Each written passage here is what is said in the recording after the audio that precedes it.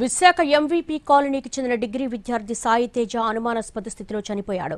సమత కాలేజీలో degree final year చదువుతున్న సాయి తేజ ఇంట్లో ఉరివేసుకుని ఆత్మహత్య చేసుకున్నట్లుగా బంధువులు చెబుతున్నారు. అయితే సాయి తేజ మృతికి కాలేజీ మహిళా లెక్చరర్ లైంగిక వేధింపులే కారణమంటున్నారు సహచర విద్యార్థులు. ఇటీవల వేధింపులు ఎక్కువ కావడంతో తట్టుకోలేక సాయి తేజ ఆత్మహత్య చేసుకున్నాడని చెబుతున్నారు. ఎంవీపీ కాలనీలోని సమత కాలేజ్ వద్ద ఆందోళన చేశారు స్నేహితులు, సహచర స్టూడెంట్స్.